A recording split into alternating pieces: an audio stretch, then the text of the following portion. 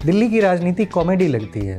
भ्रष्टाचारियों की भी कैटेगरी है, काम करने वालों की भी कैटेगरी है। आप कब जा रहे हो जेल? अभी तो नहीं पता, मगर लगे हुए हैं अच्छे से कि किसी तरीके से इसको फंसाया जाए, कहीं ना कहीं तो इसको फंसाया जाए। क्या केजरीवाल साहब चुनाव से पहले बाहर आ सकते हैं? 30 सितंबर से पहले अरविंद केजरीवाल बाहर आ जाएंगे। राघव का मुझे नहीं लगता, मुझे लगता है राघव वाली तो सिर्फ ह्यूमर है। तो इतना शांत क्यों है ये नेता? शादी के बाद अच्छे शांत हो जाते हैं। राजनीति की बात हो रही है, परिनीति की बात नहीं हो रही है। मैं मोहल्ला क्लिनिक के लिए कह रहा हूँ अपने हेल्थ सेक्रेटरी को, मुझे इनॉग्रेशन करने हैं।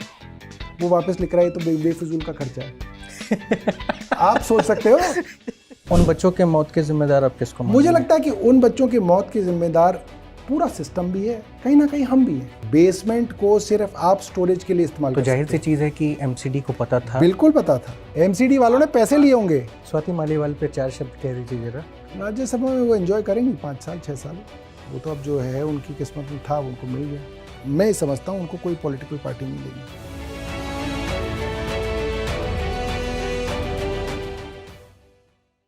नमस्कार, मेरा नाम अनिल शारदा है। जिस पर देख रहे हैं आप, ये शो का नाम ऑन द रिकॉर्ड है। आज एक 44 साल के युवा से मिलवाने के लिए आपको लेकर के आया हूँ मैं। दिल्ली में मंत्री हैं, इंजीनियर हैं कंप्यूटर साइंस से, और उस्मानिया यूनिवर्सिटी से इन्होंने वकालत की पढ़ाई लिखाई भी करी है। फिर 2013 में ये चुनाव लड़ते हैं, 13,000 वोटों से चुनाव जीत जाते हैं। पहली बार चुनाव जीतते हैं, मंत्रालय मिलता है। उसके बाद फिर दोबारा से चुनाव होते हैं, खाली एमएलए रह जाते हैं। उसके बाद फिर चुनाव होता है, फिर ये मंत्री बनते हैं। इस समय 7-8 पोर्टफोलियो है इनके पास।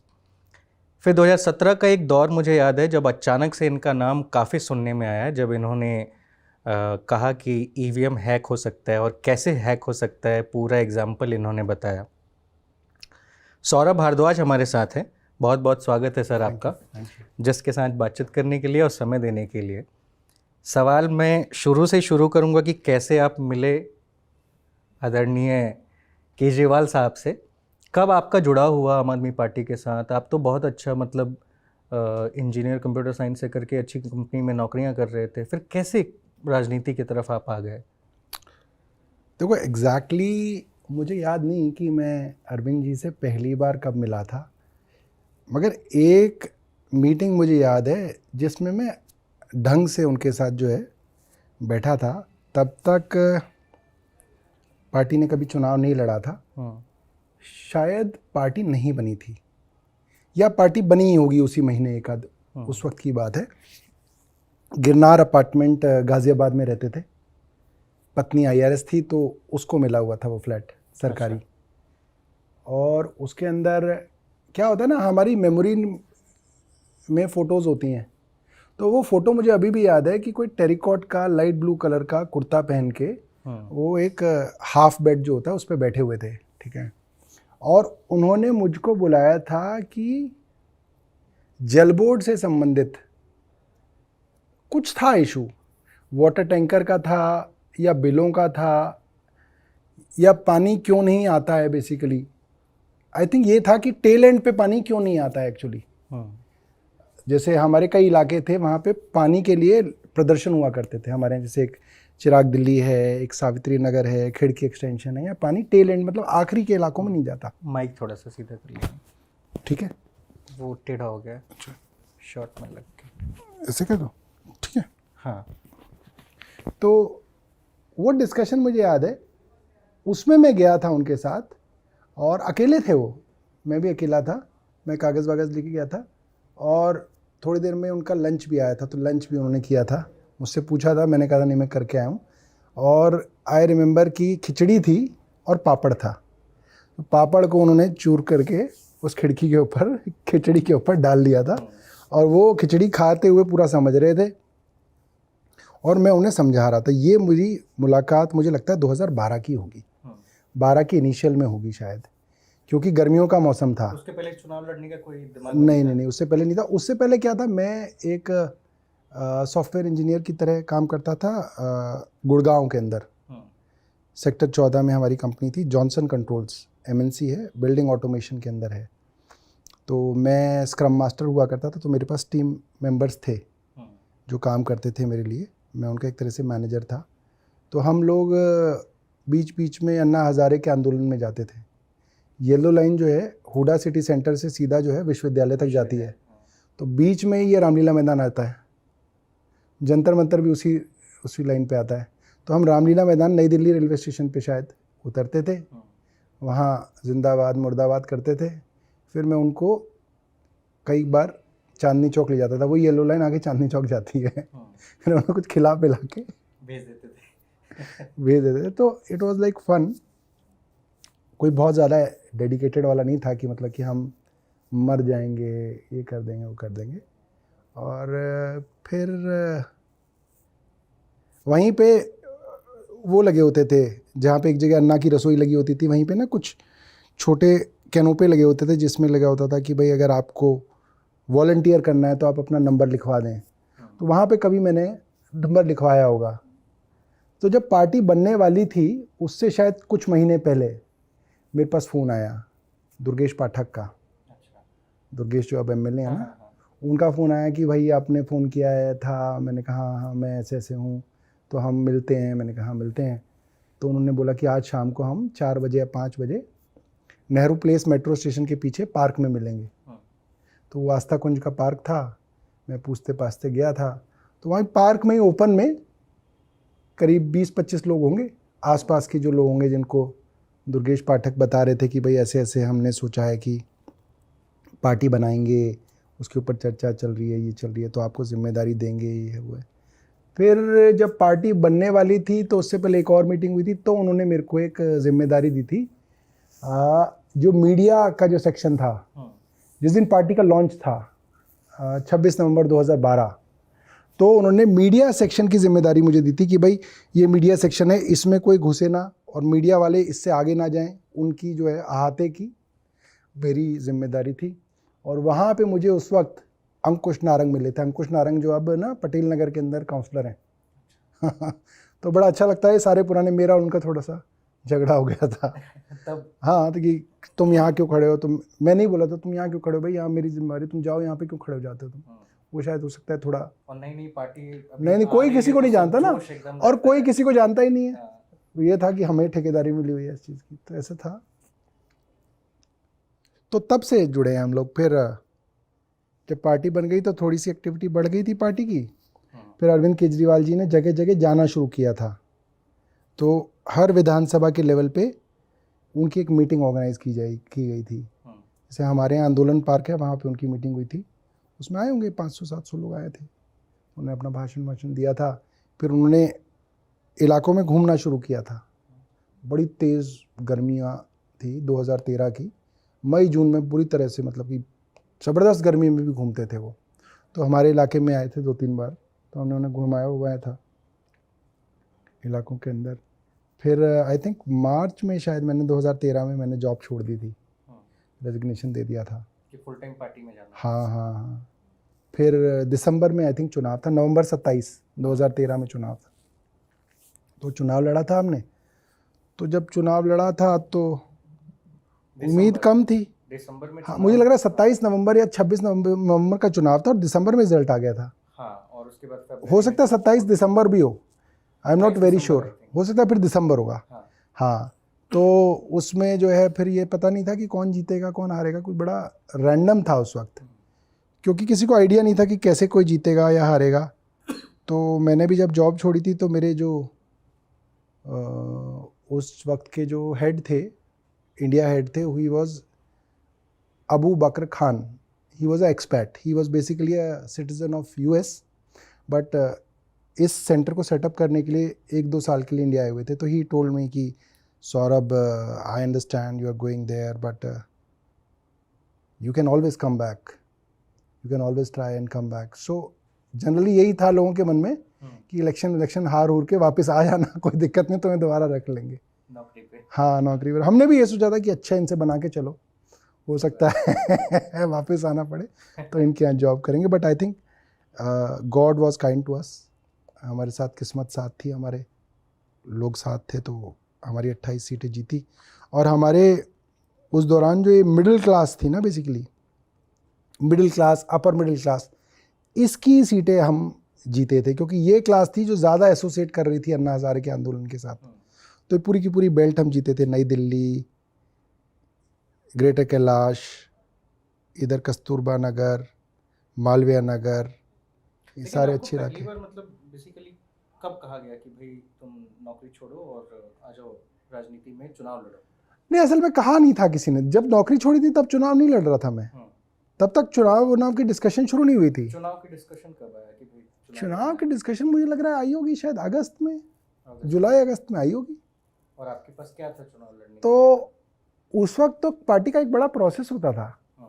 काफ़ी सारे लोगों ने अप्लाई किया था। मुझे लग रहा है शायद 25-30 लोगों ने ग्रेटर कैलाश से अप्लाई किया था, बाकायदा फॉर्म भरा गया था, बाकायदा हमारे नाम पार्टी की वेबसाइट पे डाले गए थे फॉर फीडबैक कि चूज करो, कि आप फीडबैक दो इनके बारे में, इनके बारे में। अगर आपको कुछ 3 C's के बारे में पूछा गया था, कैरेक्टर, क्रिमिनल रिकॉर्ड और एक और सी था कुछ, कैरेक्टर, क्रिमिनल रिकॉर्ड, एक और था, कि इन तीनों विषय में अगर आपके पास कुछ इनके विषय में है तो आप उस पर डालो।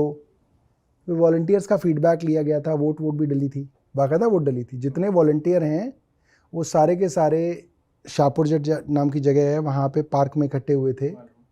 और I think Sanjay Singh, most probably Sanjay Singh आए थे, जिन्होंने वहाँ पे भाषण डाल के हमारे कुछ कैंडिडेट जो है ना, जितने भी थे उसमें से कटा के फिल्टर होके 5 या 7 बचे थे, तो 7 के नाम की वोटिंग डली थी और तब जो है कैंडिडेट चूज़ किया गया था। तो तब तक आपको नहीं पता था कि कौन कैंडिडेट बनेगा, क्योंकि बाकी लोग भी अच्छे थे, ऐसा नहीं था कि मतलब कि ऐसे ही थे, सब अच्छे लोग थे। एक एक्स आर्मी के थे, एक कोई और, एक सोशल वर्कर थी, अच्छी थी वो भी, काफ़ी सालों से सोशल वर्क कर रही थी। फाइनली आपको मिला और आप 3 बार लगातार बनते रहे। हाँ, गॉड हैज़ बीन काइंड।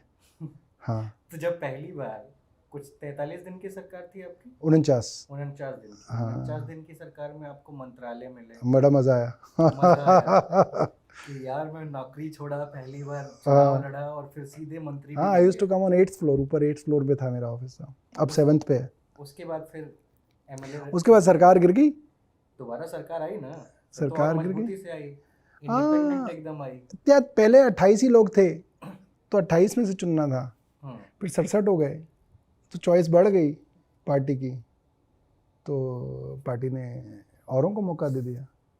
मगर हमारा जोश कम नहीं हुआ, हम जोश से काम करते रहे। थोड़ा सा तो लगता होगा ना कि असल में आपको कम लगता है, आपके आसपास वाले लोगों को ज़्यादा लगता है कि कुछ तो इसने गड़बड़ की होगी। ऐसा होता है। माइक्रोचिप और कोडिंग के एक्सपर्ट हो आप। एक्सपर्ट क्या है, की है हमने, अब की एक्सपर्ट क्या है, ठीक है। अब वो तो बाद में हर कोई एक्सपर्ट कर देता है। जैसे जब मैं पॉलिटिक्स छोड़ दूंगा तो मैं कहूँगा मैं पॉलिटिकल एक्सपर्ट। कैसे हैक कर रहे थे आप? आपको लगता है हैक हो जाएगा?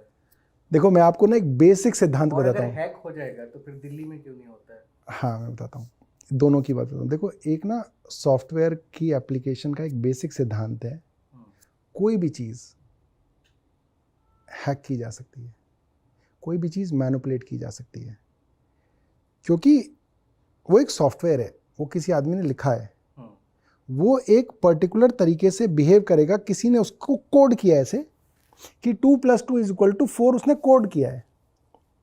तो वही कोड के अंदर कोई आदमी ये भी कर सकता है कि 2 + 2 5 हो जाए, ये संभव है। इसीलिए तो आपके इतने एंटीवायरस वगैरह जो है आते हैं, और हर 1 साल बाद, 8-9 महीने बाद उसका नया वर्जन आता है। क्यों आता है नया वर्जन? क्योंकि जो एंटीवायरस आपने निकाला उसका तोड़ जो है वो हैकर्स निकाल लेते हैं, फिर आप नेक्स्ट लेवल पे चले जाते हैं। तो आपने कभी हैक किया, इसको कोशिश किया? ये हैक हमने एक वो जो था, एक हमारा डेमो था जिसमें हमने दिखाया था कि वो किया जा सकता है। और वो छोड़ो, जो आज जो एलन मस्क हैं, वो तो मतलब उनसे बड़ा तो कोई आदमी नहीं है इस वक्त टेक्नोलॉजी का।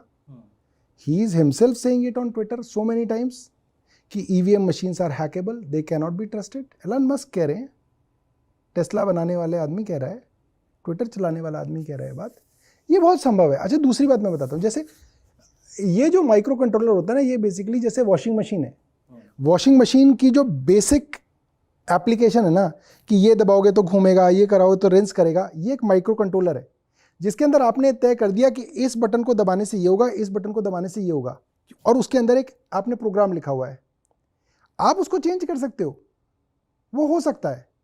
और दूसरी बात, आपने बोला कि दिल्ली कैसे जीत रहे हैं। फॉर एग्जाम्पल मैं आपको बताता हूँ, हमारे यहाँ एक 419 की बस चलती थी, अंबेडकर नगर से पुरानी दिल्ली रेलवे स्टेशन। लोग कहते थे कि इसमें बहुत जेब कतरे हैं, ठीक है। नाउ टू प्रूव कि इसमें जेब कतरे नहीं है, आप इसमें चढ़ जाओ और कहो देखो मेरी जेब नहीं कटी इसलिए इसमें जेब कतरे नहीं है। अरे इट्स जस्ट अ चांस कि आपकी कटी कटी नहीं कटी नहीं कटी।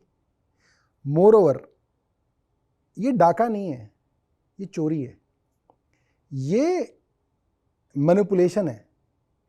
इस मैनिपुलेशन को करने वाला आदमी पॉलिटिकल आदमी है। उनको पता है कि अगर एक तरफा हवा चल रही है किसी पार्टी की, आप उसमें मैनिपुलेशन करोगे 5% पे, 7% पे, बहुत आप डेस्परेट हो तो 9% पे मैनिपुलेशन कर दोगे। आप कोई 20% की मैनिपुलेशन नहीं करोगे, वो ओपन दिख जाएगा। भाई इतने एग्जिट पोल होते हैं देश में, इतने प्री पोल होते हैं, मतलब इट विल बी, मतलब आपका राज जो है वो सबके सामने खुल जाएगा। इसलिए जो भी इस ईवीएम मशीन को हैक करता होगा वो इस तरीके का प्रोग्राम रखता होगा कि भाई अगर ये वाला बूथ है जिसके अंदर भारतीय जनता पार्टी के वोट बहुत सारे हैं, तो आप आम आदमी पार्टी के मान लीजिए 10% वोट भी बीजेपी में ट्रांसफर कर दो। मान लीजिए एक ऐसा वर्ग विशेष का वोट है जहां पे बीजेपी को वो वोट ही नहीं डालेंगे, तो आपका जो प्रोग्राम है वो उस चीज को एनालाइज करेगा कि ये जो पैटर्न डला है मेरे पास वोट का, वो कैसे वोट डला।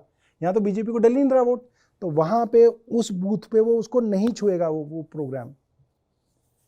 तो मैं ये मानता हूं अगर हैकिंग दिल्ली में कभी हुई भी होगी तो इन्होंने जिस रेफरेंस लेवल पे उसको रखा होगा कि 5% इसका इधर ट्रांसफर कर दो, उसके बियॉन्ड वोटिंग हुई होगी, या हो सकता है नहीं भी ट्राई की उन्होंने। एक चीज और मैं समझना चाहूंगा कि जब 4 जून से पहले एग्जिट पोल आ रहे थे, इस हाँ, लोकसभा चुनाव हाँ, की बात कर रहा हूँ, जैसा कि आपने कहा हाँ, कि दिल्ली में आपकी जो सरकार हाँ, है उसकी हवा होती है, हाँ, इसलिए बहुत ज्यादा मैनिपुलेशन नहीं किया जाता है, राइट, एक डर रहता है कि कोई भेद खुल ना जाए। राइट। लेकिन यहाँ पे तो शरेआम दिखाया जा रहा था कि 350 सीटें और हाँ, अकेले तो खुल गया ना भेद, इसीलिए तो खुल गया भेद, इसीलिए तो भेद खुल गया। पर इन्होंने देखिए, उस हिसाब से फिर कहाँ manipulation मैं होता बताता हूँ, है? देखिए क्या है, आप इस चीज़ को समझिए। मोटे तौर पे हम ये बात मानते हैं कि मीडिया सरकार के दबाव में काम करती है। सरकार ये तय कर लेती है कि इस खबर को आप फ्रंट पेज पे ये लीड न्यूज़ है, और इसका जो न्यूज़ का जो वो होगा ना, क्या कहते हैं उसको, हेडलाइन, वो भी हो जाती हैं कि ये हेडलाइन चला दो यार, ये वाली हेडलाइन, 2-3 हेडलाइन दे दी कि इनमें से एक कर दो, और ये हो रहा है, ठीक है। एजेंडा टीवी न्यूज़ पे भी सेट होता है, केंद्र सरकार सेट करा लेती है, और जहाँ पे राज्य सरकारें पावरफुल हैं वहाँ उन राज्य सरकारों के जो रीजनल चैनल्स हैं वहाँ पे वो राज्य सरकारें भी करा लेती हैं, ठीक है। तो मुझे ऐसा लगता है कि इन सब लोगों को कहा गया था कि इसको इस तरह से दिखाना है, और इसीलिए इन सबको दिखाया। मैं नहीं मान सकता कि इन सब लोगों की कैलकुलेशन गलत है, क्योंकि ये लोग सालों से कर रहे हैं, इनको पता था क्या है, मगर इनको कहा गया कि आपको इतना दिखाना है।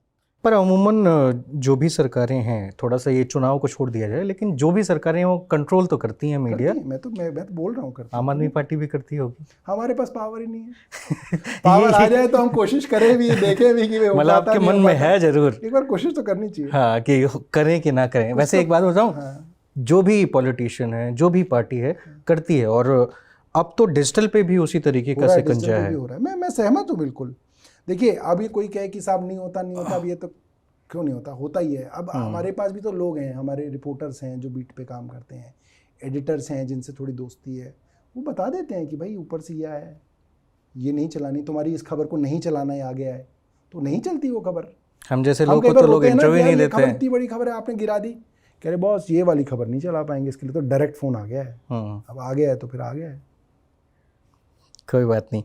अब थोड़ा सा मैं आपसे समझना चाहता हूँ कि आपके पास 7-8 मिनिस्ट्रीज़ हैं, ठीक है। दिल्ली की कुछ प्राथमिक समस्याओं के बारे में बातचीत करना चाहता हूँ। कई साल मुझे भी हो गए यहाँ पे देखते हुए। पीने के पानी की समस्या पे बात करते हैं, इसी से शुरुआत करते हैं कि जब दिल्ली सूख रही होती है, भीषण गर्मी का मौसम होता है, तब पानी पीने को नहीं होता है। जब बरसात हो जाती है तो पानी निकलने का कोई साधन नहीं होता है। पहले आरोप ये लगते हैं कि पहले ठीक है आपके पास एमसीडी नहीं थी, अब आपके पास एमसीडी भी है। अभी भी वाटर मिनिस्टर आप हैं कि नहीं, आतिशी जी हो गए? आतिशी जी हो गई, पर कुछ समय पहले मेरे तक पास थे रहा है, आप। कुछ महीने रहा है मैं डिपार्टमेंट। आपसे समझना चाहता हूँ कि पानी की समस्या आखिर क्यों आ रही है, लोगों को पानी पीने को क्यों नहीं मिल पा रहा है? हाँ, लगातार 2 साल मैंने ग्राउंड रिपोर्ट की है इस पे। अच्छा, पिछले साल भी मैं किया था बताता हूँ आपको। और इस साल भी किया है। देखिए, 2-3 चीज़ें हैं पानी के विषय में जो समझनी बहुत इंटरेस्टिंग है। पहली तो ये है कि देखो, पानी जो है, जैसे बरसात तो ऊपर से गिरती है तो हर एक घर पे बराबर गिरेगी।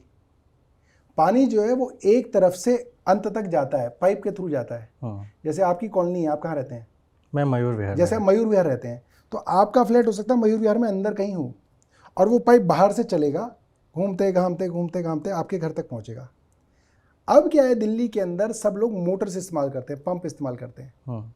तो अगर आपके आगे वाले लोगों ने पंप मोटर चला ली और पानी पर्याप्त नहीं है, तो आप तक कभी पहुंचेगा ही नहीं वो पानी, क्योंकि वही भरते रहेंगे। अगर पर्याप्त है और उनका मन भर गया पानी भर के, उनकी टंकी बह गई तो उन्होंने ऑफ कर दी, तब आप तक पानी पहुंचता है। तो अब दिल्ली के अंदर you cannot enforce a kind of a rationing, जिससे आप इंश्योर करें कि भाई अगर पानी कम है तो सबको थोड़ा थोड़ा कम कर दो। वो पॉसिबल नहीं है। पानी अगर कम होता है तो शुरू के लोगों को तो जितना चाहिए उतना वो ले लेंगे, मगर जो अंत के लोग हैं ना, उनको आएगा ही नहीं पानी। ये पानी की सबसे बड़ी समस्या है। अब दिल्ली के अंदर क्या हुआ, 1994 पे 5 राज्यों का एक एमओयू हुआ, सेंट्रल गवर्नमेंट ने कराया। उसमें दिल्ली है, हिमाचल है, हरियाणा है, उत्तराखंड है, यूपी है। इन्होंने पानी का बंटवारा किया। सेंट्रल वाटर कमीशन उसका एंकर है। उसमें तय हुआ कि दिल्ली को इतना पानी मिलेगा। अब हालांकि जनसंख्या तो हर जगह बढ़ती है, बट दिल्ली की जनसंख्या एक्सपोनेंशियली बढ़ी है, क्योंकि दिल्ली में यूपी का आदमी भी है, बिहार का आदमी भी है, मध्य प्रदेश का भी है, हर जगह का आदमी आता है। तो दिल्ली की वाटर डिमांड बहुत ज़्यादा लेवल पे बढ़ गई 1994 से लेके, तो अब देखें ना, तो करीब 3 गुना पानी की डिमांड बढ़ गई है। और सरकार लगभग उसी पानी में मोटे तौर पे काम चला रही है। तो एक चीज़ जो होनी चाहिए थी राजधानी के तौर पे, कि यहाँ की पानी की जो डिमांड है उसके हिसाब से, और सुप्रीम कोर्ट ने भी कहा कि सबसे पहले पानी के ऊपर हक पीने वालों का है, उसके बाद खेती वालों का है, इंडस्ट्री वालों का है, होटल वालों का है, सबका है। तो एक तो ये होना चाहिए कि एक ही एग्रीमेंट दोबारा होना चाहिए, हालांकि होना है 2025 में ये रिव्यू होना है, तो वो एग्रीमेंट हो जाएगा, दोबारा से रिव्यू हो जाएगा, तो उसमें एक तो एलोकेशन बढ़ जाएगा। दूसरा, जब मैं वाटर मिनिस्टर था तो कई बड़े बड़े प्रोजेक्ट्स हमने शुरू किए, जैसे तिमारपुर की लेक वाला बता रहा हूँ, रोहिणी के अंदर हमारी लेक बन रही है, द्वारका में हमारी लेक बन रही है। हमने ये प्लान किया कि जितने भी ये सीवर ट्रीटमेंट प्लांट हैं, इसके पानी को फिल्टर करके हम ट्रीटेड वाटर लेते हैं। उस ट्रीटेड वाटर को हम दोबारा से 3 स्टेप में और फिल्टर करते हैं, जिसके अंदर उसके अंदर जितनी भी इम्प्योरिटीज़ हैं, मल है, वो सब खत्म कर देते हैं। उसके बाद हमने बड़े बड़े तालाब बनाए, लेक्स, आर्टिफिशियल लेक्स, और वहाँ उस पानी को खड़ा कर दिया और पानी पर्कुलेट होकर नीचे गया। वाटर लेवल बढ़ा, हमारे पास साइंटिफिक स्टडीज़ हैं, उसकी वजह से हमारे वाटर लेवल बहुत जगह बढ़े। अगला स्टेप ये है कि आप बड़े लेवल पे बड़ी हॉर्स पावर के पंप्स लगा के उन ट्यूबवेल्स के थ्रू उस पानी को खींचो। इंडस्ट्रियल क्वालिटी के आरओज के अंदर उसको दोबारा फिल्टर करो। एक तो धरती में जाते हुए फिल्टर हो गया, एक आरओ से फिल्टर हुआ, then you start giving that water. अब जब मैं वहाँ पे मिनिस्टर था तब तक ये काम चल रहा था उसके अंदर, ठीक है, थोड़ा सा स्लो होना शुरू हो गया था। अभी फ़िलहाल गड़बड़ ये हुई है कि फाइनेंस डिपार्टमेंट जो दिल्ली सरकार का है, उसके जो कुछ अफसर हैं, उन्होंने सारी की सारी दिल्ली जल बोर्ड की पेमेंट्स रोक दी हैं। सरकार के पास पैसा है, मतलब दिल्ली असेंबली ने करीब 4,500 करोड़ रुपए पास किया है, मगर पेमेंट्स नहीं हो रही हैं। तो वो क्यों रोक रहे हैं? बस ऐसे ही कुछ भी। अब ऐसा है कि कोई काम नहीं करना हो तो उसके लिए तो 100 बहाने, और कोई काम करना हो तो उसका एक ही बहाना कि यार मुझे तो करना है, इसलिए मुझे करना है। अब मुझे अगर आपको इंटरव्यू नहीं देना तो मैं 100 बहाने बना सकता हूँ आपको कि मैं बीमार हो गया, मेरी मौसी गुजर गई, मेरा पड़ोसी गुजर गया, मेरे को कुत्ते ने काट लिया, आज मेरे पास काम आ गया। मगर देना है तो फिर मेरे को एक ही बहाना है, भाई मुझे तो देना है, इंटरव्यू इसलिए देना है। तो उनको देना नहीं है पैसा। तो ये रोक कौन रहा है पीछे से? ये है, देखिए इसके पीछे, देखिए हमने तो उन अफसरों की कई बार एलजी साहब से शिकायत कर ली।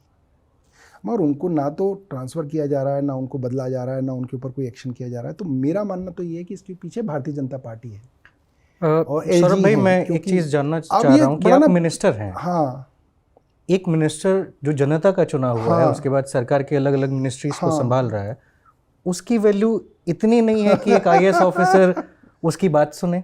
अब मामला क्या है ना कि जो भी कार्यान्वयन होता है वो आईएएस अफसर के सिग्नेचर से होता है। क्योंकि भाई बेसिकली तो नीचे वाला अफसर आईएएस अफसर की सुनेगा, क्योंकि उसकी promotion, transfer, posting, suspension, show cause सब उस आईएएस अफसर के हाथ में है। मेरे हाथ में कुछ नहीं है। ये जैसे जो आया चाय पिलाने वाला, ये इसकी श्रद्धा है, ये चाय पिला रहा है। अगर ये चाय ना पिलाए और ये बोले कि मैं नहीं पिला रहा, तो मैं इसका कुछ नहीं कर सकता, कुछ भी। क्यों, इसको हटा नहीं सकते आप? नहीं हटा क्या, मैं इसको फिर यही कहता हूँ, भाई प्लीज़ पिला दे, आज पिला दे, कल से किसी और को ले आएंगे। ना मैं इसको हटा सकता हूँ, ना मैं इसको ट्रांसफर कर सकता हूँ, ना मैं इसको नोटिस दे सकता हूँ। सरकारी हैं ये लोग। हाँ, सब, किसी को नहीं हटा सकता मैं। वरना तो हम जो आईएएस अफसर नहीं काम कर रहे हटाना देते हम उनको कि भाई तुम हट जाओ, तुम आ जाओ। अच्छा, क्या होता है कि ट्रांसफर पोस्टिंग में ना आदमी सोचता है कि ट्रांसफर पोस्टिंग का मतलब ना कुछ ना पैसे वैसे कमाने के लिए ट्रांसफर पोस्टिंग चाहिए। ऐसा नहीं है। ट्रांसफर पोस्टिंग का मेन सिद्धांत ही क्या है कि देखो, सब आईएएस अफसर वही एग्जाम पास करके आए हैं, वही सब ने यूपीएससी दिया है। मगर फिर भी आपको पता है कि जैसे एसएचओ होते हैं ना, आपका एरिया जैसे मयूर विहार, आप अगर अड़ोस पड़ोस में बात करते होगे आरडब्ल्यू से, वो कहेंगे ये एसएचओ अच्छा है, कहेंगे नहीं तो बहुत बड़ा जो है भ्रष्ट आया है इस बार, ये तो बहुत बदमाश है। तीसरे कहेंगे ये तो बहुत बदतमीज़ है, गाली गलौज करता है, काम वाम भी नहीं करता। किसी के बारे में कहेंगे कह रहे यार पैसा तो बहुत कमाता है बट काम कर रहा है। भ्रष्टाचारियों की भी कैटेगरी है, काम करने वालों की भी कैटेगरी है। और सब एसएचओ जो है वही वाला एग्जाम पास करके आए, इंस्पेक्टर बने, उसके बाद एसआई बने होंगे, फिर इंस्पेक्टर बने, फिर एसएचओ का काम मिल गया। ऐसे ये अधिकारी भी सब एक ही पोस्ट, मतलब एक ही तरीके के एग्जाम से पास किए। मगर इसके अंदर भी कोई नालायक है, कोई काम करने वाला है, कोई भ्रष्टाचारी है, कोई घोर भ्रष्टाचारी है, कोई भ्रष्टाचारी बट एफिशिएंट है, कोई भ्रष्टाचारी बट भ्रष्टाचारी एंड नॉन एफिशिएंट है। अब आपको मैं एक बहुत छोटा सा एग्जाम्पल देता हूं। मैंने बोला कि ये मोहल्ला क्लिनिक जो है यहाँ बनने चाहिए। अब मेरा ही हेल्थ सेक्रेटरी कह रहा है कि साहब मोहल्ला क्लिनिक में क्या फ़ायदा है, मोहल्ला क्लिनिक तो बनने ही नहीं चाहिए। हमारा जो दूसरा डॉक्टर है उसको 76,000 रुपये मिल रहे हैं, मोहल्ला क्लिनिक वाले को 1,20,000 रुपये मिल रहे हैं। तो लिहाजा मोहल्ला क्लिनिक का कॉन्सेप्ट ठीक नहीं है। मैंने कहा भाई जिसके 76,000 है उसको 1,20,000। ये चीज़ ना थोड़ा सा और अच्छे से समझाओ कि जब आप जाते हो अपने हेल्थ सेक्रेटरी से मिलने के लिए, वो मुझे ज्ञान देता है। एज अ मिनिस्टर तो आपको कहना है ना कि भाई ये चीज़ होनी है। वो बहस करते हैं, वो कहते हैं नो नो नो सर, तो बोलेंगे वो no no no sir, this is not right, this will not work, this is a failed concept. मैं मोहल्ला क्लिनिक के लिए कह रहा हूँ अपने हेल्थ सेक्रेटरी को, मुझे इनॉग्रेशन करने हैं, वो वापस लिख रहा है तो बेफिजूल का खर्चा है। आप सोच सकते हो, मैं उसको मिन्नत करके फाइल में मिन्नत कर रहा हूँ कि भाई एक नया मोहल्ला क्लिनिक बना है, इसका इनॉग्रेशन होना इसलिए ज़रूरी है क्योंकि आसपास के लोग, आरडब्ल्यू को बुलाया जाएगा, ढोल वोल बजाया जाएगा, तो लोगों को पता चलेगा एक फैसिलिटी बनी है, अखबार में आएगा तो पता चलेगा कि फलां जगह मोहल्ला क्लिनिक बन गया। नहीं मान रहा, वो कह रहा नहीं है, ठीक नहीं है। अब मैं क्या कर सकता हूँ, अब मैं खुद तो अखबार में छपवा नहीं दूंगा, तो मैं उस पर डिपेंडेंट हूँ। अब मैं आपको मोहल्ला क्लिनिक का एक छोटा सा एक और एग्जांपल दे रहा हूँ ना। उसने बोला कि साहब जहाँ पे अस्पताल हैं वहाँ पे मोहल्ला क्लिनिक की क्या ज़रूरत है, वो मुझे ये लिख रहा है। मैं उसको मीटिंग में समझा रहा हूँ कि देखो ऐसा है, ये मोहल्ला क्लिनिक बने ही इसलिए थे ताकि लोगों को अस्पताल ना जाना पड़े। अस्पताल इज टर्शरी केयर, जहाँ पे लोग कैंसर हो गया, किडनी खराब हो गई, स्टोन निकलवाना है, इन चीज़ों के लिए जाएं। खांसी, जुकाम, दस्त, इन सब चीज़ों के लिए ना जाएं वो हॉस्पिटल। इन सब चीज़ों के लिए मोहल्ला clinic, primary health care centres बनाए जाएं ताकि वो बिना वजह अस्पतालों में भीड़ ना बढ़ाएं और अड़ोस पड़ोस के अंदर ही अपना इलाज करा लें। नहीं, गलत है। अस्पताल के आसपास जो है वो अब दोबारा लिखा है उसने, नहीं अस्पतालों के अंदर ओपीडी खाली हैं और मोहल्ला क्लिनिक में ओपीडी ज़्यादा चल रही हैं, इसलिए ये मोहल्ला क्लिनिक बंद कर दी जाए। भाई अस्पतालों में क्यों ओपीडी खाली हैं? क्योंकि अस्पतालों के अंदर आपको फुल टाइम डॉक्टर चाहिए, जो आप रिक्रूट नहीं कर रहे, तो मरीज वहाँ नहीं जा रहे। मोहल्ला क्लिनिक में हमने कॉन्ट्रेक्चुअल डॉक्टर ले रखा है जिसको पर पेशेंट हम पैसा दे रहे हैं, तो उसके पास इंसेंटिव है एक पेशेंट को देख के अच्छा व्यवहार करने के लिए, ताकि उसके पास और पेशेंट आए तो वो अच्छे से देख रहा है, मुस्कुरा के बात कर रहा है, उसको दवाई लिख के दे रहा है, उसको लताड़ नहीं रहा, तो लोग जा रहे हैं उसके। दिल्ली में कितने अस्पताल करीब दिल्ली के अंदर करीब 32 के करीब है। दिल्ली गवर्नमेंट दिल्ली हैंडल सरकार करती के है। अस्पताल हैं, तो उसमें तो अपॉइंटमेंट भी आप ही करते होंगे? नहीं, वो सब कुछ एलजी साहब के पास है। अच्छा, सारे अपॉइंटमेंट किस अस्पताल में कौन डॉक्टर, कौन नर्स, कौन फार्मासिस्ट लगेगा, ये सब अस्पताल एलजी साहब के पास है। नए की भर्ती भी एलजी साहब के पास है। अभी सबसे बड़ी समस्या क्या है हमारे अस्पतालों में कि भर्तियां नहीं हो रही हैं। 30% डॉक्टर और स्पेशलिस्ट खाली हैं। 30% को नंबर में जरा बताइए। 30% करीब 1700 कुछ हैं शायद। 1700 अभी डॉक्टर्स हायर होने चाहिए। हाँ, डॉक्टर्स और स्पेशलिस्ट। डॉक्टर्स के बिना तो मैं काम चला लूंगा, कोई बात नहीं। प्रॉब्लम ये है मेरे पास अस्पतालों में 30-30 करोड़ की मशीनें खड़ी हैं, लीनियर एक्सेलरेटर और पता नहीं क्या क्या, उसको चलाने के लिए रेडियोलॉजिस्ट नहीं है, और रेडियोलॉजिस्ट ना होने की वजह से वो 30 करोड़ की मशीन 5 साल में खराब हो गई, और आप हायर नहीं कर रहे स्पेशलिस्ट। आपकी सरकार लगातार ये कहती है कि आपको एलजी साहब काम करने नहीं देते हैं। पिछले 40 मिनट में आप इस पूरे इंटरव्यू में आप यही कह रहे हैं कि कभी एलजी काम नहीं करने देते हैं, कभी अफसर साइन नहीं करते हैं। अफसरों का कुछ नहीं लेना देना। अफसर कौन है बेचारे? मेन एलजी है। देखिए, मेन बीजेपी है। बीजेपी ने एलजी साहब को यहाँ लगाया है इस चीज़ के लिए कि आप दिल्ली की जनता के काम रोकिए, जनता को परेशान कीजिए, जनता को दुखी कीजिए, ताकि सरकार बदनाम हो जाए। सिर्फ इतना एजेंडा है। अब ये जो अफसर हैं ये प्रेशर में भी हैं, कुछ नालायक भी हैं, वरना भाई एक बात तो अच्छा काम करने से कौन रोक सकता है? आप करो काम। आप लोगों ने सरकार से समन्वय बनाने के लिए क्या सलूशन निकाले? क्योंकि बहुत क्लियर सी बात है, आरोप प्रत्यारोप तो आप लोगों के शुरू से चल रहे हैं, जब से आप लोग सत्ता में आए हैं तब से। देश के दूसरे राज्यों की राजनीति देखो ना तो थोड़ा सा अच्छा लगता है कि ठीक है, इस बात पे आर्गू हो रही है, ऐसे ही हो रहा है। दिल्ली की राजनीति कॉमेडी लगती है, हंसी आती है। क्यों हंसी आती है? आप कहते हैं कि उन्होंने कुछ रोक दिया, फिर आप आके उठ के प्रदर्शन करने लगते हैं, लेकिन आपके जो प्रदर्शन का टाइमिंग जो है ना वो बहुत ख़राब हो गया है। आपकी पार्टी प्रदर्शन से निकली हुई, उसकी कोख से निकली हुई जन्मी पार्टी है। लोगों की एक उम्मीद कि जब ये लोग आएंगे तो एकदम करप्शन मुक्त सारी चीज़ें होंगी, हर व्यवस्था की जाएगी, फ्री पानी बिजली जो भी आपने कहा देने के लिए दिया भी।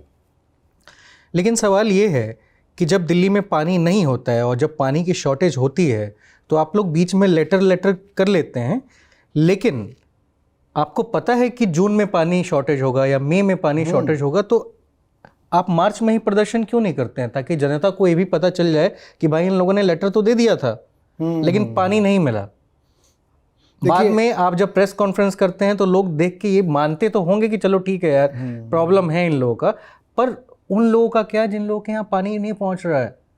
ये भी गलतियां मैं आपसे जानना चाहता हूँ कि झारखंड भवन के पास कुसुमपुर पहाड़ी है। कुसुमपुर पहाड़ी में पाइपें बिछा दी गई हैं, पर पाइपों में पानी नहीं है। आधी जगहों तो पाइप भी नहीं बिछाया गया। पता है मुझे, असल में हालांकि कुसुमपुर पहाड़ी मेरा एरिया नहीं है, बट मुझे उसकी जानकारी है कि मिनिस्टर हैं आप। हाँ, उसकी जानकारी मुझे इसलिए है क्योंकि फॉरेस्ट है बेसिकली, वो by definition it's a forest.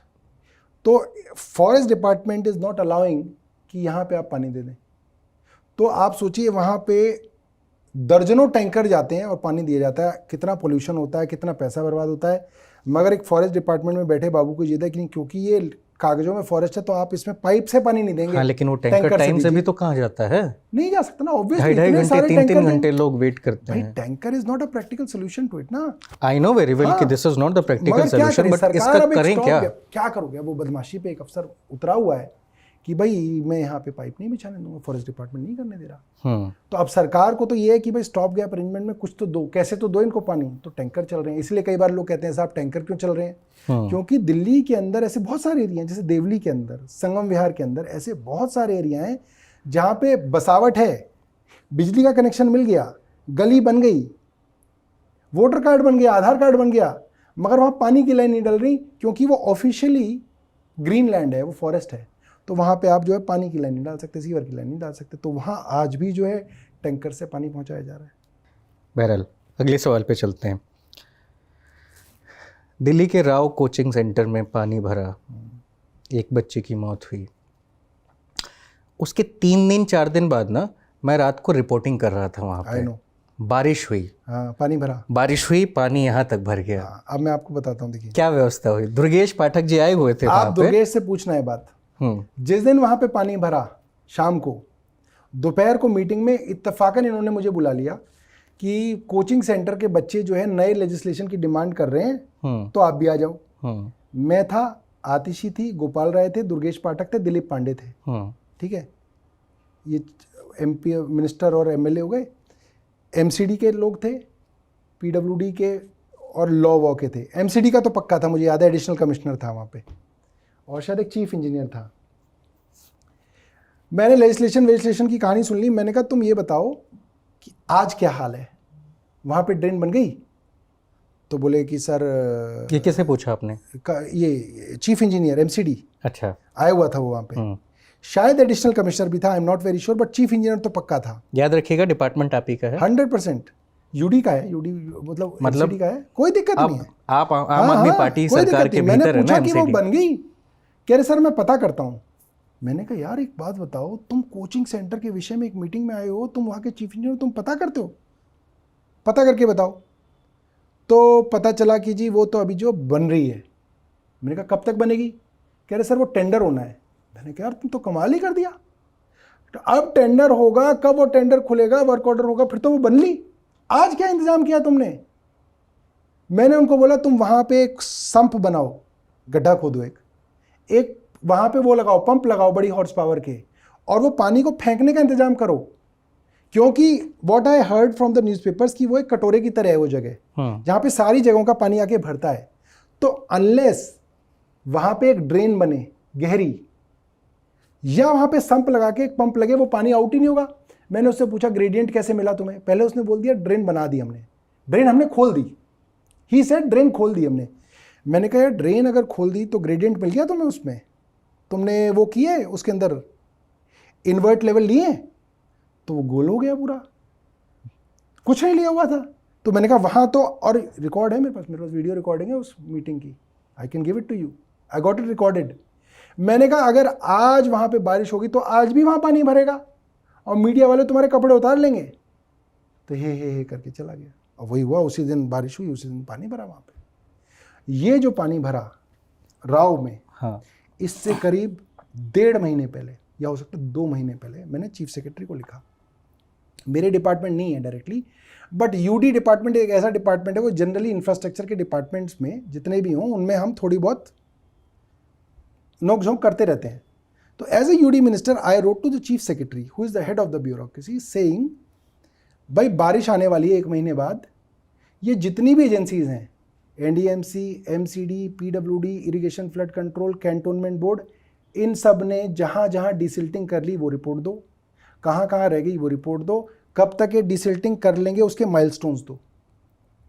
दूसरी बात मैंने लिखी कि थर्ड पार्टी ऑडिट इनका होना चाहिए, क्योंकि ये डिसिल्टिंग एक्टिविटीज सिर्फ कागज़ों पे होती हैं, ये असली में नहीं होती, इसमें बड़ा भ्रष्टाचार है। ये as a minister I am writing to the chief secretary. Chief secretary क्या जवाब दे रहा है मुझे? कह रहा है अभी तो कोड ऑफ कंडक्ट चल रहा है, अभी आप मीटिंग कैसे ले सकते हैं? और इस विषय के अंदर हम हाई कोर्ट को सारी जानकारी देख चुके हैं। चीफ सेक्रेटरी का रिटर्न नोट है मेरे पास इस चीज़ का। भाई एक बात बताओ, तुम अगर हाई कोर्ट को दे रहे हो, फिर मीडिया भी हाई कोर्ट से ही पूछ ले, हमसे क्यों पूछ रही है? हाई कोर्ट ने आपको नहीं रोका कि आप इलेक्टेड गवर्नमेंट को नहीं बताओगे, बट बदमाशी है।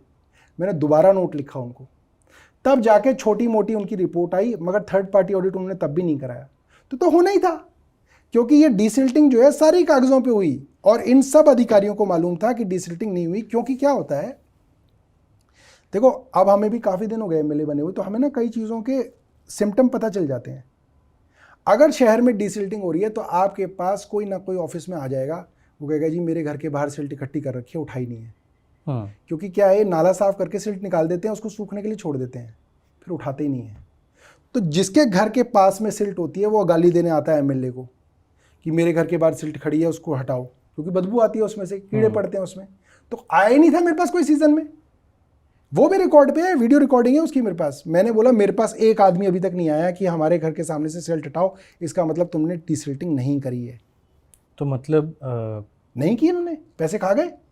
सौरभ भाई, और कल जो एलजी साहब मुझे ने एक चीज़ नोट भेजा, इसमें मुझे एक चीज़ बता हाँ। दीजिए, दो चीज़ें मुझे बता दीजिए छोटे छोटे जवाब में, कि दिल्ली में जितने भी कोचिंग संस्थाएं ऐसी चल रही हैं उनके बेसमेंट में क्लास चलाने देने की अनुमति कौन देता है? दे ही नहीं सकते आप अनुमति, ठीक। उसके अंदर अनुमति मिल ही नहीं सकती। बेसमेंट को सिर्फ आप स्टोरेज के लिए इस्तेमाल तो कर जाहिर सकते सी चीज़ है कि एमसीडी को पता था। हो। बिल्कुल पता था। कुछ एमसीडीज ने, एमसीडी वालों ने आपके पैसे पास लिए होंगे। आपके पास आने के बाद एमसीडी हाँ। कुछ लोगों ने नज़रअंदाज किया, जब पहले था तभी भी किया था। होगा, बिल्कुल किया होगा ना, बिल्कुल। दोनों सरकारों की मैंने मैं बात करी सहमत है। हूँ। तो जब आपने 2 महीने पहले ये सारा लेटर प्रोसेस किया, उस दौरान आप मीडिया में क्यों नहीं आ गए बोलने के लिए कि देखो जी नहीं, वो मैं तो ये मीडिया में जवाब छपा। नहीं दे रहे नहीं, हैं? वो मीडिया में छपा। असल में क्या होता है शारदा जी, एक चीज मीडिया में छपना नहीं अच्छे से और छपा, एक कंटिन्यूअसली उस पर बातचीत होना, होती नहीं है बातचीत। क्योंकि काउंटर करने के लिए आप लोगों ने बहुत प्रेस पता है कॉन्फ्रेंसेस किए। क्यों बातचीत नहीं होती? मीडिया का ना वो इशू ही नहीं होता। मीडिया उस चीज में इंटरेस्ट लेता है जो इशू बनता है। तो उन 3 बच्चों की मौत का जिम्मेदार वो मैं जो सिस्टम वीडियो- को मानूं या आप जैसे नेताओं को मानूं? मैं बताता हूँ, जो वो वीडियो भी चलाई ना मैंने, जिसके अंदर बहुत बड़ी बात थी, मेरे पास वीडियो एविडेंस था उस दिन। क्या हुआ कि वो मीडिया वाले आए हुए थे उस मीटिंग को कवर करने के लिए, तो एक कैमरा हमारा एक बार लगा रह गया, तो वो वीडियो रिकॉर्ड हो गया। रोल था। हाँ, ठीक। तो पूरा वीडियो है हमारे पास, जिसमें मैं एक एक अधिकारी को बोल रहा हूँ कि आपने डिसिल्टिंग नहीं। मैं अपने इलाके की वीडियोस लेके गया हूँ कि बॉस मेरे इलाके में देख लो, ये सारी ड्रेन है और ये भरी हुई हैं, और आप कह रहे हो कि सिल्ट निकाल दी है, ये कैसे हो गया? आप यकीन मानो अभी तक उस पर भी एक्शन नहीं हुआ है, कोई कार्रवाई नहीं हुई उस पर, खुल्लम खुल्ला। अब मैं उस पर आता उन हूं। बच्चों के मौत के जिम्मेदार आप किसको मानेंगे? मुझे लगता है कि उन बच्चों की मौत के जिम्मेदार पूरा सिस्टम भी है, कहीं ना कहीं हम भी हैं। देखो, हम भी तो सिस्टम का हिस्सा ही हैं। अगर हम उस सिस्टम में उनको बचा नहीं पाए तो हम भी तो हैं ही। हम अपने दोष से बाहर नहीं भाग सकते।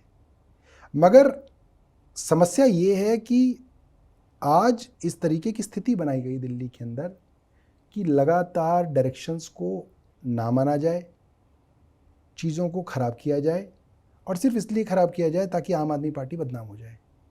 और हम रिटर्न डॉक्यूमेंटेड चीज़ें दिखा रहे हैं कि भाई ये करो ये करो। अब आप सोचिए, कल एलजी साहब ने चिट्ठी लिखी है चीफ सेक्रेटरी को, उसी चीफ सेक्रेटरी को जिसने डिसिल्टिंग की रिपोर्ट नहीं दी कि भाई ये नालों की सफाई जो है ठीक से होनी चाहिए, इसके लिए एक मैकेनिज्म बनाओ, इसको ये करो वो करो।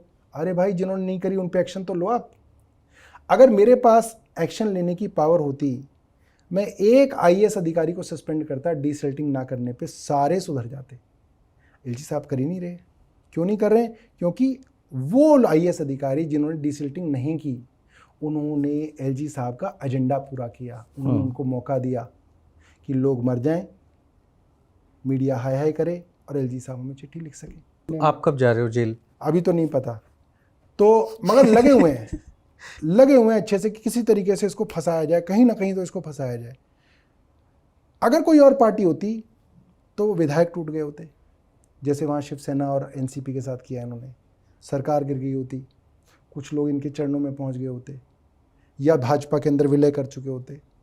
मगर हम लोग इनके काबू नहीं आ रहे हैं अब तक। एक कट्टर ईमानदार पार्टी के कट्टर ईमानदार नेता से 2 चीज़ों का जवाब लेना चाहूँगा। एक बात का भरोसा, वो भरोसा कि अगले साल या आने वाले कुछ और साल जब तक आप सत्ता में रहेंगे, दिल्ली के उन कोचिंग सेंटरों में या फिर इन जगहों पे बेसमेंट में क्लासेस नहीं चलने देंगे आप? नहीं, उसके लिए हमारे यहाँ जो मेयर हैं उन्होंने बिल्कुल स्ट्रिक्ट ऑर्डर किए हैं इसको लेके, और मुझे लगता है कई जगह तो उन्होंने सीलिंग भी करवाई है, खुद जाके पर्सनली जाके वो सीलिंग तो कराई है उन्होंने। सबके विजुअल्स में है, मैंने भी रिकॉर्ड किया है, मुखर्जी नगर से और लेके उसके इधर तक। स्ट्रिक्ट ऑर्डर दिए गए हैं कि वहाँ पे जो है बेसमेंट्स के अंदर क्लासेस नहीं लगेंगी, और हम भी, और लाइब्रेरी भी नहीं चलनी चाहिए। लाइब्रेरी भी एक तरीके का वही है, सूडो क्लास ही होगी, एक तरीके से नहीं चलनी चाहिए। वहाँ पे बच्चों का आना जाना नहीं होना चाहिए। वो आप एज आप उसको स्टोर इस्तेमाल कर सकते हैं, आप और किसी इस्तेमाल में ना करें।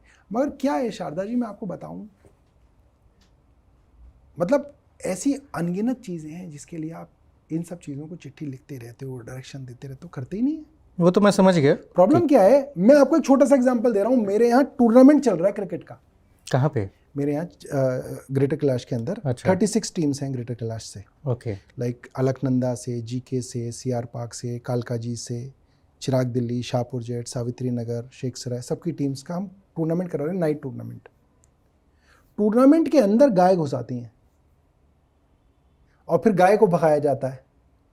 मैं वीडियो बना के भेज चुका हूँ एडिशनल कमिश्नर को। सोचिए, a UD minister is sending videos to the additional commissioner MCD कि भाई ये गाय हटा दो।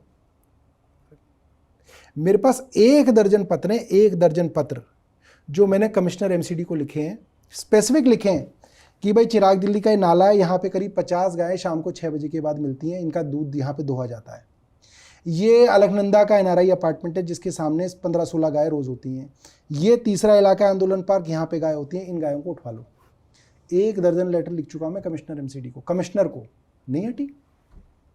अब किसी दिन ये गाय अगर सींग मार दे किसी को, बच्चे को, और वो बच्चा मर जाए, तो ये मीडिया के अंदर चलेगा। उस दिन मीडिया को इंटरेस्ट होगा कि भाई ये गाय क्यों नहीं हटाई गई और सौरभ भारद्वाज तूने क्या किया इन गायों के लिए, तूने जान क्यों नहीं दी, तब ये सवाल उठेगा। तो आज मैं आपको किसी को न्यूज़ दे दूं, आपको मतलब सॉरी आपका नहीं, आज मैं आज तक को कह दूं कि जी मेरे यहाँ से गाय नहीं हट रही, इसकी खबर चला दो, वो कहेंगे मंत्री पागल हो गया, इसका दिमाग खराब हो गया, गाय नहीं हट रही तो इसमें हमारा क्या लेना देना है। आज से 2 महीने पहले अगर कोई आरटीआई एक्टिविस्ट आज तक को या जी न्यूज़ को या टाइम्स नाउ के अंदर वो जो नाविका जी हैं और एक महान पत्रकार हैं अर्नब गोस्वामी को कह देते कि भाई मैं आरटीआई लगा रहा हूँ कि ये कोचिंग सेंटर बेसमेंट में क्यों चल रहे हैं, इसकी स्टोरी अर्नब जी आप जरा प्राइम टाइम पे चला दो, चला देंगे अर्नब गोस्वामी? वो कहेंगे यार तुम अपना काम कर, हम 2-4 मुसलमानों को और हिंदुओं की जो है कुछ खबरें कर लें, वो ज़्यादा ज़रूरी है।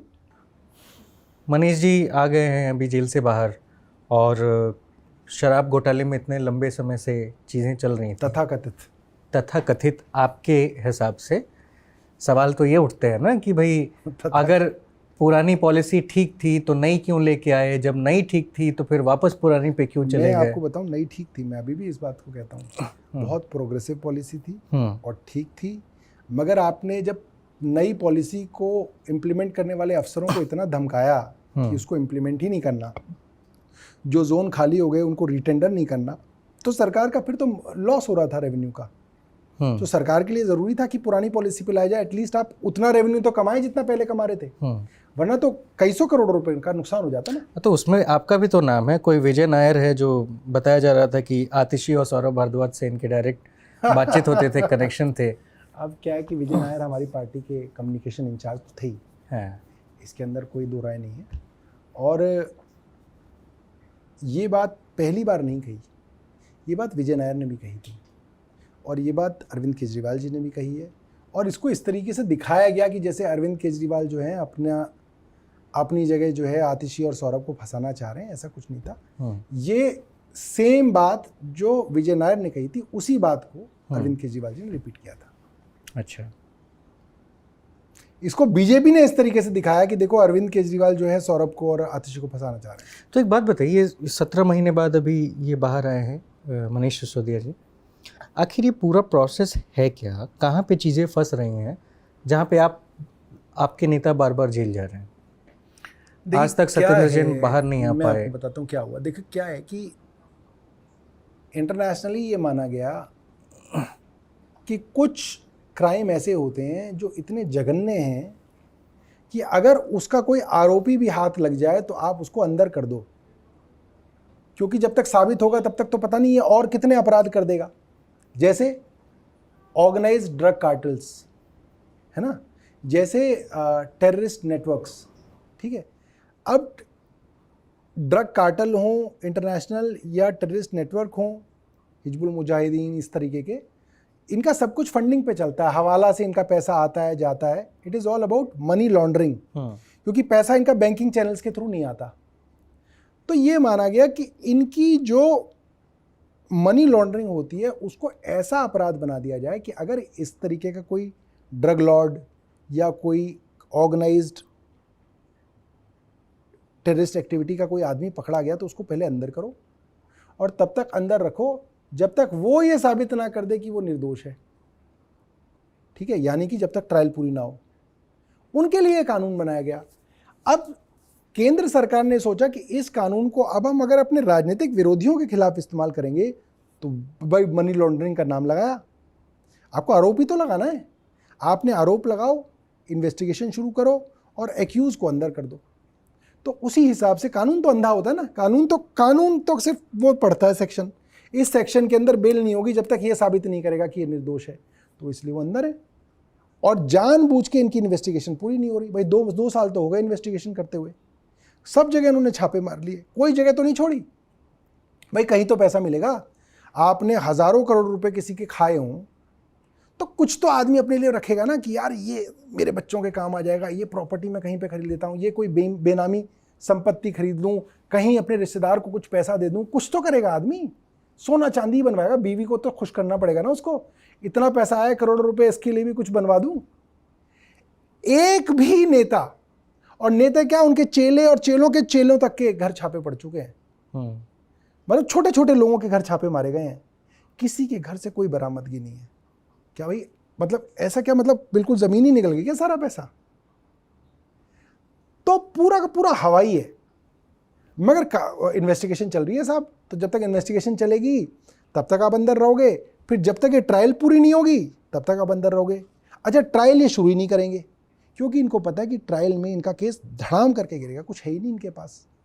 इसलिए ये पूरी की पूरी साजिश इसलिए है कि दिल्ली चुनाव तक ट्रायल ही मत शुरू करो और इसी बात पे अंदर रखो कि साहब अभी तो हम जो है इन्वेस्टिगेशन कर रहे हैं, मतलब चुनाव के बाद ही अब छोड़ेंगे। इसीलिए तो सुप्रीम कोर्ट ने मनीष जी को छोड़ते वक्त कहा bail is a rule, bail is a right, jail is an exception. अपवाद जेल है, अधिकार बेल है। आप किसी के ऊपर बिना कुछ साबित किए किसी को जेल में कैसे रख सकते हैं? अब आप मानिए कि मान लीजिए 17 महीने बाद ये रहे और हो सकता है अगर बेल ना मिलती तो 5 साल रहते। 5 साल बाद ये साबित हो जाता कि भाई ये तो निर्दोष था, तो क्या 5 साल मनीष सिसोदिया और उसके परिवार के कोई वापस कर सकता है? नहीं कर सकता। इसीलिए ये कानून बनाया गया, इसीलिए ये प्रिंसिपल बनाया गया कि बेल इज अ रूल, कि भाई जब साबित हो जाए तो आप उसको 10 साल क्यों, 25 साल रखो ना। अगर सजा का प्रावधान 25 साल का है तो आप मैक्सिमम पनिशमेंट दो, 25 साल रखो, क्योंकि साबित हो गया इसके ऊपर। बट कुछ साबित ही नहीं हुआ, आपने तब भी बिना बात ही रख लिया। इसीलिए कानूनविद जो थे हमारे, उन्होंने कहा कि भाई ऐसे तो वरना जो प्रशासन होगा जिसके हाथ में सत्ता आ जाएगी वो तो किसी को भी अंदर कर देगा, फिर बाद में कुछ साबित नहीं होगा तो can you give him back his liberty? No, you can not. एक छोटा जवाब दीजिए, क्या केजरीवाल साहब चुनाव से पहले बाहर आ सकते हैं? और फिलहाल जो मनीष सिसोदिया जी बाहर आ गए हैं उनको आप वापस उप मुख्यमंत्री की पद पे आप दे रहे हैं या नहीं दे रहे हैं? मेरा मानना ये है कि करीब सितंबर का महीना आप इंक्लूड कर लें तो 30 सितंबर से पहले अरविंद केजरीवाल बाहर आ जाएंगे। हाँ, 30 सितंबर से पहले आ जाएंगे, क्योंकि कोर्ट का मामला है इसलिए डेट्स वेट्स पड़ती हैं, तो वो प्रोसीजर होगा और केंद्र सरकार भी डेट वेट लेने की कोशिश करेगी कई बार। तो आने वाला दिल्ली का जो चुनाव है अरविंद केजरीवाल जी के नेतृत्व में लड़ा जाएगा। और मनीष जी का क्या होगा? मनीष जी के लिए तो देखिए, वो कभी भी चाहें मंत्री उप मुख्यमंत्री बनाए जा सकते हैं, ये उनके ऊपर ही है। जिस दिन बनना चाहेंगे बन लेंगे। और अगर केजरीवाल जेल से नहीं आए तो फिर केजरीवाल जी फैसला करेंगे इसके ऊपर। मिलके पार्टी के लोग बात करेंगे उनसे क्या किया जाए। मुझे लगता है आ जाएंगे। अब मनीष जी के बेल के बाद इस मुकदमे में अब कुछ बचा नहीं है। जेल में है केजरीवाल साहब और वो इस्तीफा क्यों नहीं दे रहे हैं? सवाल ये ट्विटर से लेकर के हर जगह चल रहा है। क्योंकि भारतीय जनता पार्टी की स्ट्रेटजी ही ये थी कि अरविंद केजरीवाल इस्तीफा दे दें, ये पीछे से पार्टी के अंदर तोड़फोड़ करें, सरकार गिराने की कोशिश करें। इनकी स्ट्रेटजी फेल हो गई। क्या तोड़फोड़ का हिस्सा में राघव चड्ढा और स्वाति मालीवाल भी आते हैं? कहना मुश्किल है। स्वाति मालीवाल पे 4 शब्द कह दीजिए जरा। राघव का तो मैं कह सकता हूँ कि राघव नहीं है, राघव का तो कुछ भी नहीं है। अब स्वाति मालीवाल का मामला कोर्ट के अंदर है। अजी वो राज्यसभा के अंदर आप ही की सीट पे जाके आप ही के खिलाफ बोल रही हैं। अब बोल रही हैं, अब देखिए मैं समझता हूँ उनको कोई पॉलिटिकल पार्टी नहीं लेगी, उनको लग रहा है। राज्यसभा तो आपने बैठाया है ना जी। राज्यसभा में वो एंजॉय करेंगी 5 साल 6 साल, वो तो अब जो है उनकी किस्मत में था उनको मिल गया। मगर आप महिलाओं की सुरक्षा की बात करते हैं और जब वो जाती हैं केजरीवाल जी से मिलने तो पीट देते हैं आप लोग। ये तो क्या तरीका है? हाथ उठाना कहाँ तक सही बात है? अब क्योंकि मामला सब जुडिस है तो मेरा बोलना ज़्यादा ठीक नहीं है। मगर देखिए, आप ना लोगों को जानते हैं, आप लोगों को समझते हैं। मतलब ये क्या वो बात- झूठ बोल रही हैं? ये बात तर्क संगत नहीं लगती, ये बात नॉर्मल नहीं लगती कि मुख्यमंत्री के ड्राइंग रूम में मुख्यमंत्री का सचिव स्वाति मालीवाल को इस तरीके से लात घूंसों से और थप्पड़ों से मारेगा। होते ना कुछ चीज़ें होती हैं ना, जैसे आपको पता चलता है कि हाँ ये हो सकता है, ये नहीं हो सकता, लगता नहीं है कि ये हुआ होगा। आप बहुत सारी चीज़ें समझते हैं ना, ऐसा ऐसा मुझे नहीं लगता हुआ होगा। अब बाकी देखिए वो सबूत हैं, वो सबूत पेश करेंगी कोर्ट के अंदर। अभी तो विभव अंदर ही हैं, करीब 3 महीने हो जाएंगे वो बिना ट्रायल के ही अंदर हैं। आप देखिए उन पर भी कुछ साबित नहीं हुआ है, और क्या करेंगे आप, वो अंदर हैं तो अंदर हैं। तो मतलब आप ये समझ रहे हैं कि भले उनको कोई पार्टी ले या ना ले, लेकिन राह तो उन्होंने अलग चुन ली है। अब राह तो उन्होंने चुनी ली है। और राघव पे भी मैं ये समझना आपसे चाहूँगा, राघव का मुझे नहीं लगता, मुझे लगता है राघव वाली तो सिर्फ ह्यूमर है। तो इतना शांत क्यों है ये नेता? अब शादी वादी हुई है, आदमी पहले अच्छे एक्टिविटी शादी के बाद अच्छे शांत हो जाते हैं। राजनीति की बात हो रही है, परिनीति की बात नहीं हो रही है। हाँ, नहीं शादी मुझे लग रहा है शादी का ही इफेक्ट है। आदमी थोड़ा सा जो है थोड़ा पारिवारिक हो जाता है, थोड़ा मतलब घूमना फिरना ये सब शुरू हो जाता है। ठीक है, आई थिंक उसकी उम्र है, उसको एंजॉय करने दो। आखिरी सवाल और बेहद ज़रूरी सवाल है, आपसे जानना चाहता हूँ कि देश में एक तरफ गंगा की सफाई पर बहुत चर्चाएं हुई, उस सफाई का क्या हुआ पता नहीं, लेकिन जब आपकी सरकार आई, जब आप सरकार में नहीं थे, जब आपकी पार्टी नहीं बनी थी, और जब आपकी पार्टी बनाने का विचार आया, तभी भी आपके मैनिफेस्टो में ये सदैव रहा है कि यमुना की सफाई करनी है। आपने यमुना की सफाई के लिए क्या किया? और 2020 का एक बयान मैं याद दिलाना चाहता हूँ, और उसके पहले कई बार आया है, तमाम विपक्ष के नेता वो वीडियो दिखाते हैं। व्यक्तिगत रूप से मैंने वो चीज़ बहुत बार सुना है, आप पहुँचे होंगे शायद, कि अगले 5 साल में या अगले 3 साल में हम यमुना को साफ़ कर देंगे। 2020 का बयान है कि 2025 तक, ये 5 साल दे दिए, 2025 तक हम लोग डुबकी लगाएंगे। क्या सौरभ भारद्वाज 2025 के चुनाव में यमुना में डुबकी लगाएंगे? देखिए डुबकी तो मैं आज भी लगा दूंगा, उसमें कोई बड़ी बात नहीं है, मगर सवाल ये है कि क्या यमुना साफ़ हुई है? तो उसका जवाब ये है, यमुना अभी साफ़ नहीं हुई है। रीज़न? अब दूसरा सवाल आपने पूछा कि यमुना की सफाई के लिए क्या किया गया, तो इस सवाल का जवाब मैं थोड़ा सा आपको बताऊं। बेसिकली यमुना की गंदगी का सबसे बड़ा कारण ये है कि दिल्ली का अधिकांश सीवर डायरेक्टली यमुना के अंदर जाता था, और उसके अंदर मेजर कंट्रीब्यूटर दिल्ली के अंदर करीब 1750 जो अनऑथराइज्ड कॉलोनीज थी वो थी। क्यों थी? क्योंकि भाई वो अनप्लान्ड तरीके से वो कॉलोनी बनाई गई, वहाँ कभी सीवर तो डाले नहीं गए, वो तो अनप्लान्ड तरीके से उनके जुगाड़ कर दिए गए, और उनकी जो मल थी, जो रोज ह्यूमन वेस्ट निकलता था, वो सारा का सारा नालों में जाता था, और नालों के जरिए अंततः यमुना में जाता था।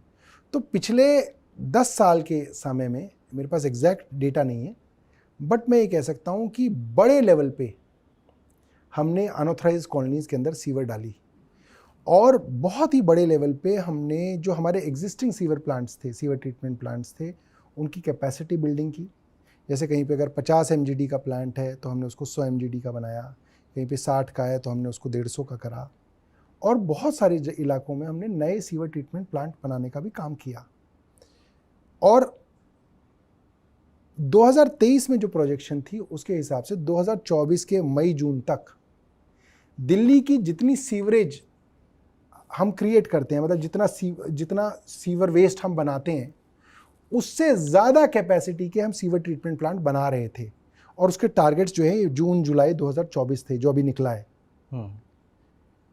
मगर यही पिछले 1.5-2 साल के अंदर जिस तरीके से बजट्स रोके गए हैं दिल्ली जल बोर्ड के, मुझे नहीं लगता कि ये जो टारगेट्स हैं अचीव हो पाएंगे। टेंडर हो रखे हैं, सब जगह टेंडर हो रखे हैं, काम दे रखे हैं, मगर पेमेंट्स बंद कर रखे हैं ठेकेदारों की, और पेमेंट्स बंद करने से ये काम जो है रुक गया है या स्लो हो गया है। अब मेरा विभाग नहीं है डायरेक्ट, तो मेरे पास एग्जैक्ट नहीं है कि कितनों का रुक गया है, कितनों का स्लो हो गया है, बट मुझे लगता है ये टारगेट अचीव नहीं होगा। कब तक होने की उम्मीद है? जिस दिन ये पैसा हमारा रिलीज कर दें, जो पैसा है, ऐसा नहीं पैसा नहीं है दिल्ली सरकार के पास, सरकार के पास पैसा है, वो पैसा जो असेंबली ने दिल्ली जल बोर्ड को दिया है, वो जिस दिन पेमेंट की जो है मंजूरी, कितना पैसा है? 4,500 करोड़ है करीब। 4,500 करोड़ रुपए अगर आप डायरेक्टली लगा दें यमुना पे, तो यमुना आपका कम से कम दिल्ली बेल्ट पूरा साफ हो हाँ जाएगा। हाँ हाँ हाँ, उससे कम, बल्कि ये 4,500 तो पूरे जल बोर्ड का है। इसमें तो मुझे लग रहा है 2,000-2,500 करोड़ है पूरे जल बोर्ड का हाँ, है, लेकिन 2,000-2,500 करोड़ रुपए। हाँ देखो कोई बहुत ज्यादा, मतलब कि कई लोग सोचते हैं कि इसके अंदर पता नहीं क्या दिमाग लगाना है, कोई दिमाग नहीं लगाना। जितनी भी अनटैप्ड सीवर लाइंस हैं, ड्रेनेज है जो सीधा बड़ी ड्रेन्स में जा रहा है या बड़ी ड्रेन सीधा यमुना में जा रही है, उनको टैप करना है, उनको ट्रैप करके सीवर ट्रीटमेंट प्लांट तक उनकी पाइपलाइन डालनी है।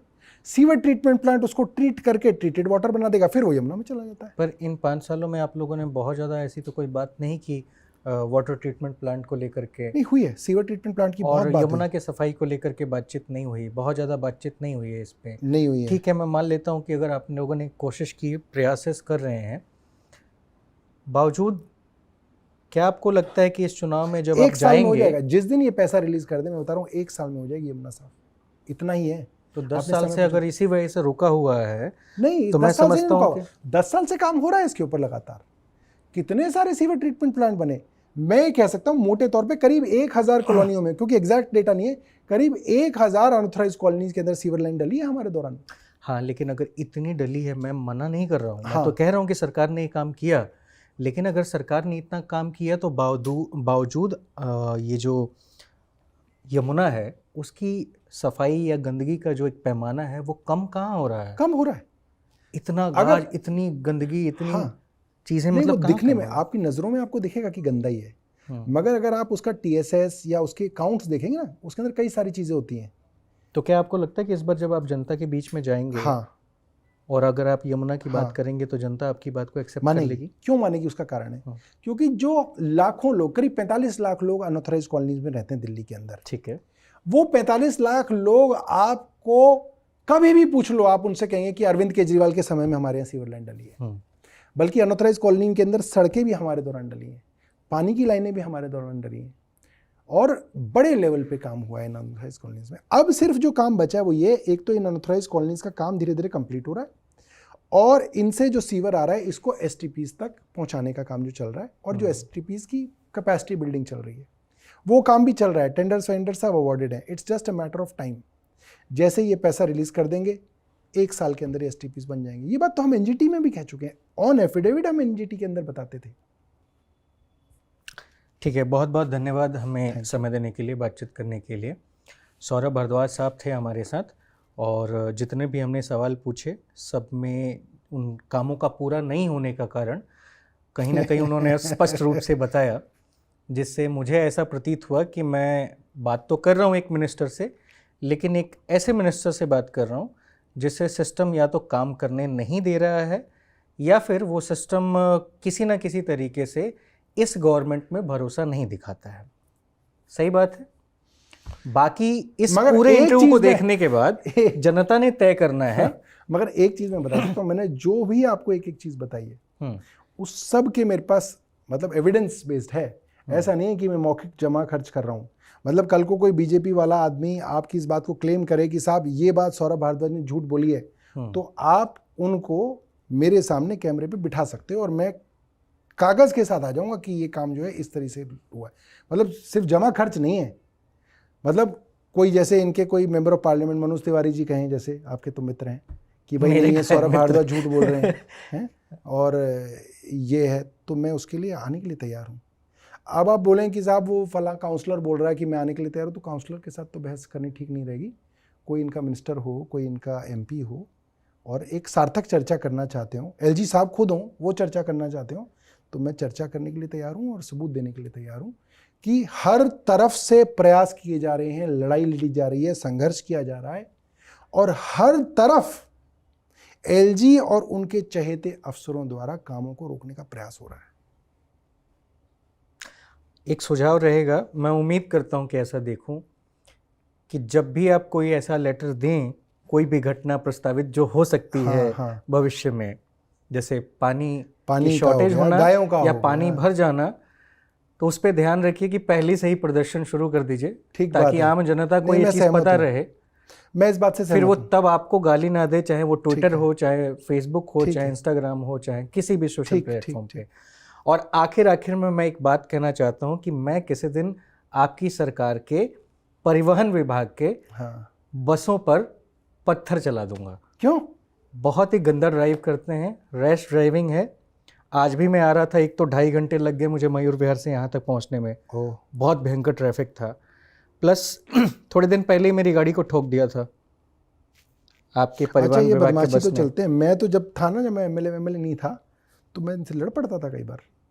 मैं तो इनके आगे ले जाके ना गाड़ी रोक के ना रुकवाई देता था बस इनकी। डर लगता है कि नहीं आपको? हाँ, नहीं, बदमाशी से चलाते हैं, मैं सहमत हूँ। ये आदमी को आदमी नहीं समझते सड़क पे। अब आदमी उस सिचुएशन में लड़े कि गाड़ी अपनी नहीं, बचाए लड़ना या कहाँ अपना होता है? जान न अपना बचाए। काम करेगा ना, काम में भी तो जाना है उसको। चलिए, बहुत बहुत धन्यवाद, शुक्रिया।